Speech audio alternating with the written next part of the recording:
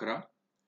It is easier to spray water to which soap is added because addition of soap to water. So because of addition of soap to water decreases surface tension of water. Surface tension जे वॉटरचं आहे ते काय होते decrease होते. So decreases the surface tension of water हे बरोबर उत्तर आहे. कारण सोप जर ऍड केलं सोप सोल्युशन तर सरफेस टेन्शन कमी होत असते. Molecules of water of the surface experience a net molecule of water on the surface. जर एका याच्यामध्ये हे सरफेसला हे लिक्विड आहे तर ह्या पॉइंटला विचारले त्यांनी जर molecule of water on the surface experience a net विचारलेला आहे काय तर त्यामध्ये ऑप्शन दिले डाऊनवर्ड रिझल्टंट अनबॅलन्स ऍडेसिव्ह फोर्स. तर इथला मॉलिक्यूल असणार आहे. इथल्या मॉलिक्यूलला खाली कुठला फोर्स असेल विचारलेला आहे त्यांनी. तर खालच्या साईडला जर वॉटर मॉलिक्यूल आहे हा पण वॉटर मॉलिक्यूल आहे मॉलिक्यूल मधला फोर्स असणार आहे कोहेसिव्ह फोर्स असणार आहे. कोहेसिव्ह त्यामुळे डाऊनवर्ड रिझल्टंट अनबॅलन्स ऍडेसिव्ह फोर्स तर नसणारच आहे. Upward resultant unbalance cohesive force वरती एअर आहे आणि एअर आणि वॉटर मॉलिक्युल्स मध्ये फोर्स जो असणार आहे तो ऍडेसिव्ह फोर्स असणार आहे. त्यामुळे हा ऑप्शन येणार नाही. तर downward resultant unbalance cohesive force ह्या डिरेक्शनला खाली अनबॅलन्स कोहेसिव्ह फोर्स असणार आहे. तर हे पर्याय क्रमांक सी बरोबर उत्तर आहे. Downward resultant unbalance cohesive force. Cohesive force म्हणजे सेम मॉलिक्यूल मधला असलेला फोर्स आहे. ऍडेसिव्ह म्हणजे दोन वेगवेगळे सरफेस असतील तर त्याच्या मॉलिक्यूल मधला फोर्स म्हणजे ऍडेसिव्ह फोर्स असणार आहे. ओके नेक्स्ट आहे क्वेश्चन क्रमांक 13. टू स्मॉल ड्रॉप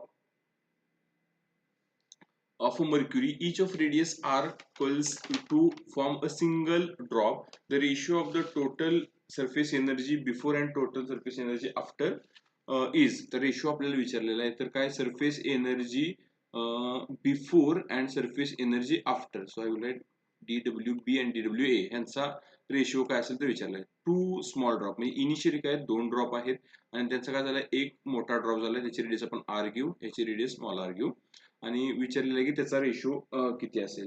तर आपल्याला जे इक्वेशन माहित आहे काय माहित आहे तर DWB म्हणजे काय T into DA of B before and T into DA after. तर हे आपल्याला इक्वेशन आपल्याला सॉल्व्ह करावं लागेल.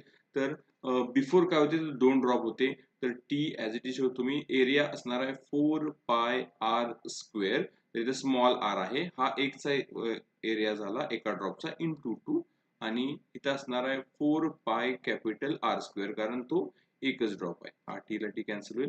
जर आपल्याला जे इक्वेशन मिळणार आहे ते आपल्याला इक्वेशन मिळेल 2 into 4 pi small r square divided by 4 pi capital R square. आता आपल्याला ह्या R आणि R मधलं रिलेशन फाइंड आउट करायला लागेल.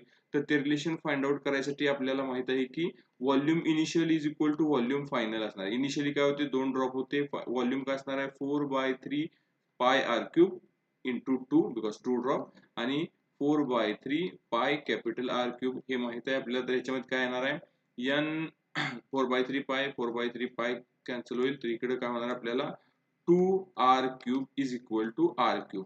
जर याचा क्यूब रूट जर आपण घेतला तर आपल्याला काय मिळणार आहे 2⁻⁴ into r is equal to capital R और small r is equal to capital R divided by 2⁻⁴. या दोन्ही पैकी कोणतेही रिलेशन आपण वापरले तरी या इक्वेशन मध्ये चालू शकतं. तर आपण या ठिकाणी काय करणार आहे की खाली जे r चे इक्वेशन आहे हे r capital R is equal to 2⁻⁴ r आपण वापरूया. तर इथं 2 into 4 4 कॅन्सल होईल तर राहिले काय पाय पण ऑलरेडी कॅन्सल झालेलं आहे. So here 2r square upon capital R square. तर स्मॉल कॅपिटल R च्या बदली आपण 2⁻⁴ वापरणार आहे. तर 2r स्क्वेअर कॅपिटल R च्या ऐवजी 2⁻⁴ इंटू R याचा स्क्वेअर येणार आहे. तर हे जर स्क्वेअर केलं तर आपल्याला जे इक्वेशन मिळणार आहे ते इक्वेशन असेल 2r स्क्वेअर divided by 2⁻⁴ चा square 2⁻² into r square. r square cancel होईल 2⁻1 into 2⁻2 होणार 1 - 2/3. तर हे आपल्याला मिळेल 2⁻3 - 2 1/3 हे इक्वेशन मिळेल 1. सो आपल्याला इक्वेशन मिळणार आहे 2⁻⁴ as to 1 म्हणजेच काय 2⁻⁴ as to 1 म्हणजेच काय cube root of 2 as to 1. हे इक्वेशन मिळणार आहे म्हणजेच पर्याय क्रमांक बी आपलं बरोबर उत्तर असणार आहे.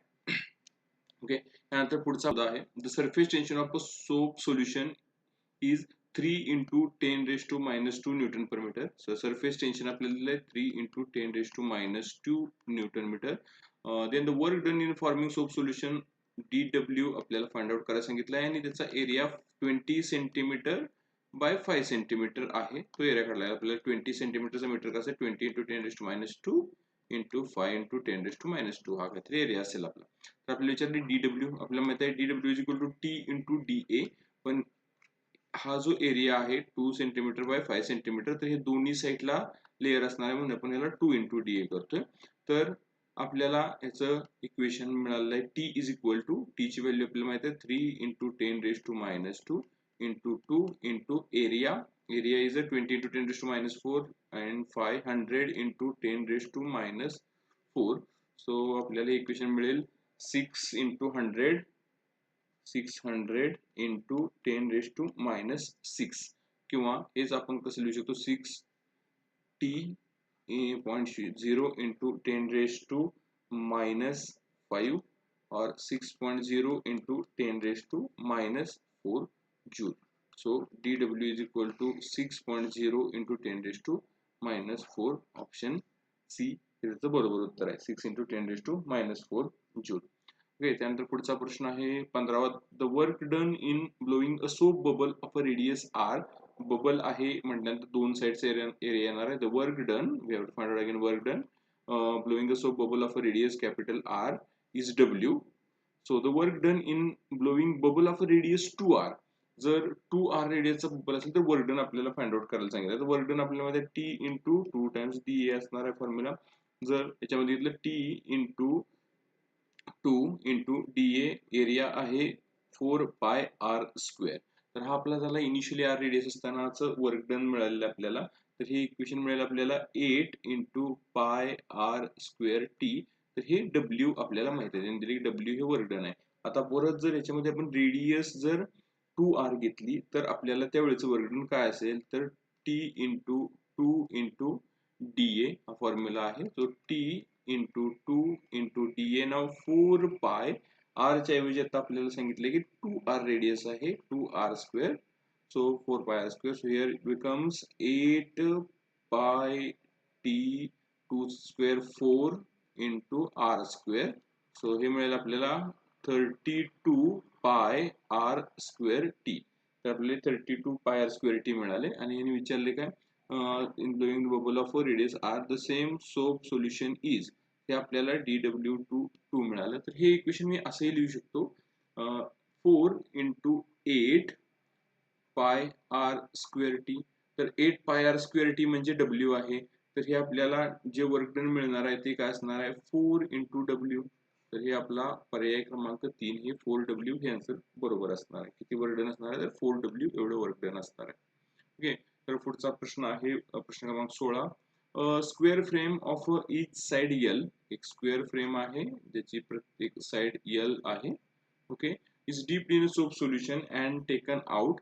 The force acting on the film form T is equal to, आपल्याला T सरफेस टेन्शन दिले तर सरफेस टेन्शनचा आपल्याला फॉर्म्युला माहित असायला पाहिजे. यासाठी फोर्स अपॉन लेंथ आहे, किंवा आपल्याला फोर्स इज इक्वल टू काय मिळेल सरफेस टेन्शन इंटू लेंथ. तर आता ह्याच्यात इक्वेशन मध्ये आपल्याला बोथ साइडला जर ह्याच्या बोथ साइडला त्याची लेयर असणार आहे. So L is equal to आपण काय घेतोय 2 टाइम्स लेंथ घेणार आहे. So T into 2L. So force on this is a force on one side, म्हणजे एका साइडचा फोर्स हा एवढा असणार आहे.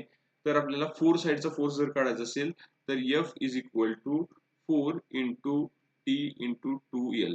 तर हा जो आपल्याला फोर्स मिळालेला आहे आपला फॉर्म्युला सरफेस टेन्शनचा F अपॉन L आहे, ज्यामध्ये L आपण किती साइड वरती आपला फोर्स अप्लाय होतो, या ठिकाणी 2 साइड वरचा फोर्स अप्लाय होतोय. तर हे आपल्याला मिळालं की force on a one side. So त्याला मल्टिप्लाय बाय 4 केलं तर आपल्याला मिळेल F is equal to 8 into TL. तर हे त्याचं बरोबर उत्तर असणार आहे 8TL. एवढा फोर्स त्याच्यावरती अप्लाय होणार आहे. Force acting on the film, तर ह्या फिल्म वरती एवढा फोर्स अप्लाय होणार आहे. ओके, त्यानंतर प्रश्न क्रमांक 17. The force required to take away a flat circular plate of a radius 2 centimetre from the surface of water is. किती आपल्याला काढायला सांगितलंय द फोर्स रिक्वायर्ड. त्यावेळी सरफेस टेन्शन दिलेलं आहे 70 इंटू 10⁻³ न्यूटन मीटर. तर आपल्याकडे सर्कल आहे, तर ह्याच्यावरती सरफेस टेन्शनचा आपला फॉर्म्युला माहित आहे की F अपॉन L. तर आता ह्या केसमध्ये सरफेस टेन्शन मध्ये ह्या केसमध्ये जो फोर्स अप्लाय होणार आहे हा पूर्ण याच्या पेरिमीटर वरती अप्लाय होणार आहे. पण ह्या केसमध्ये आपण एल घेणार आहे पूर्ण पेरिमीटर 2 पाय आर हा पूर्ण पेरिमीटर वरती फोर्स अप्लाय होणार आहे म्हणून मग आपल्याला एफ चा फॉर्म्युला मिळेल टी इंटू एल म्हणजेच T into 2 pi R. So T दिलेला आहे 70 into 10⁻³ into 2 into pi into R. R जी रेडियस आहे ती रेडियस आपल्याला 2 सेंटीमीटर दिली. So 2 into 10⁻². तर हे आपण सॉल्व्ह करू शकतो. 70 into 2 140 into 2 280 into pi. Instead of pi I will take 22/7 into 10⁻³ minus 5. So it will become 40 into 22, so that is 880 into 10⁻⁻5 किंवा हेच आपण 8.8 into 10⁻³ न्यूटन. हे आपलं उत्तर असणार आहे पर्याय क्रमांक बी. तर पुढचा प्रश्न आहे 18वा. Two spherical rain drop each of two spherical raindrop reach the surface of earth with terminal velocity having ratio 16:9. The ratio of the surface area is. तर यासाठी आपल्याला पहिल्यांदा टर्मिनल व्हेलॉसिटीचा फॉर्म्युला माहित पाहिजे. तर टर्मिनल व्हेलॉसिटी काय vt. Terminal velocity is equal to 2/9 r² g rho minus sigma. Rho म्हणजे density of object, sigma म्हणजे density of that fluid divided by eta, that is the coefficient of viscosity. हा formula आपल्याला माहित पाहिजे. तर काय two spherical raindrop each the surface of earth with terminal velocity 16:9. तर VTA drop आहे आणि VTB ड्रॉप आहे. तर यांच्या टर्मिनल व्हेलॉसिटीचा रेशो दिलेला आहे 16/9. The ratio of their surface area. तर त्यांचा सरफेस एरियाचा रेशो काय असेल. सपोज आपण हे VTA घेतला आणि डिवाइड बाय VTB घेतला तर सरफेस एरियासाठी आपल्याला रेडियस माहित पाहिजे. तर ह्याचा 2/9 r² g rho minus sigma upon eta. तर यामध्ये 2/9 रो सिग्मा सगळं सेम असणार आहे. फक्त काय असणार आहे रेशो असणार आहे r². तर या केसमध्ये आपण काय घेऊ शकतो तर VTA upon VTB is equal to RA² upon RB² असणार आहे. तर आपल्याला रेशो आहे 16/9.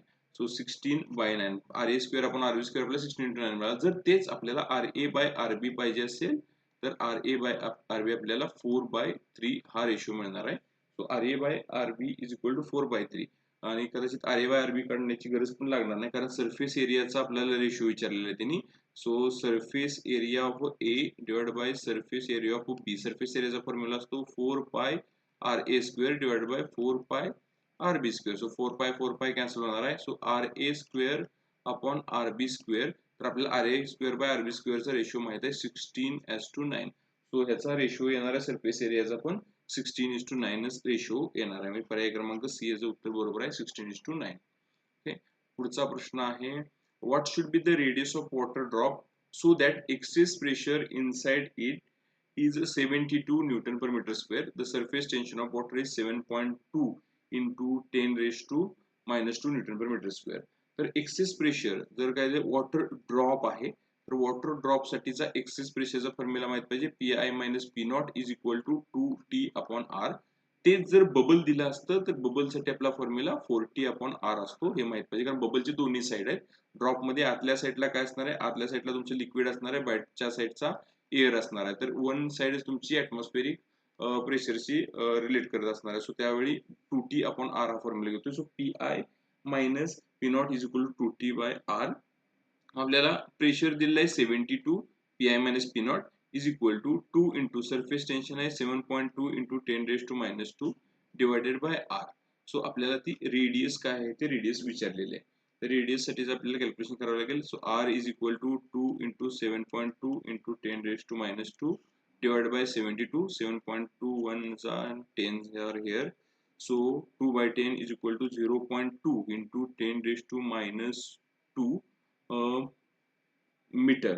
सो 0.2 into 10⁻² मीटर म्हणजेच काय येणार आहे आपला आन्सर 2 mm हे आन्सर येणार आहे. रेडियस आपली येणार आहे 2 mm. सो पर्याय क्रमांक बी 2 mm हे याचं उत्तर असेल. आणि पुढचा 20 नंबरचा प्रश्न आहे the surface energy of a liquid drop is U. So surface energy एका लिक्विड ड्रॉपची U आहे. It splits into the 512 drop, so 512 drop हा आर एक आहे, हे नंबर ऑफ ड्रॉप झालेले आहेत आपले 512, त्याची रेडियस आपण स्मॉल आर कन्सिडर करू.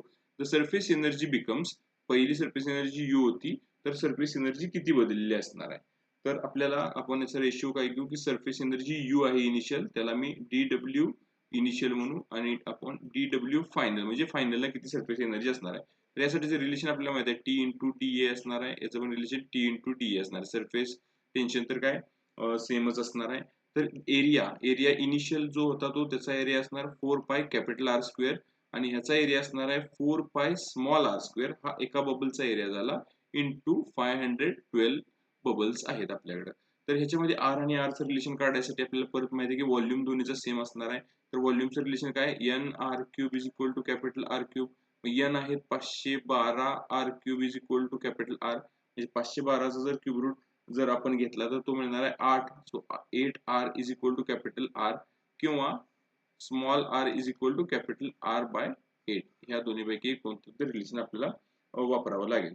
तर मी काय करतो, स्मॉल आरचं जर रिलेशन आपण वापरू, स्मॉल आरचं रिलेशन असणार आहे capital R by 8, so here 4 pi R square divided by 512 into 4 into pi into r square means r by 8 square, so here 8 r square divided by 8 square 64. Okay, तर हे 64 आपण जरी solve केलं सगळे equation तर आपल्याला याचा आन्सर मिळेल 8 टाइम्स u. सो हा आपल्याला जी सरफेस एनर्जी चेंज असणार आहे ती 8 टाइम्स u असणार आहे. तर ह्याचा पर्याय क्रमांक 1 हे बरोबर उत्तर असेल. तर हे कॅल्क्युलेशन करून याचं उत्तर फाइंड आउट करा. तर याचा आन्सर असणार आहे 8u. तर इथपर्यंत आपण आता 20 प्रश्न सोडवलेले आहेत. पुढचे जे प्रश्न आहेत ते आपण पुढच्या व्हिडिओमध्ये बघणार.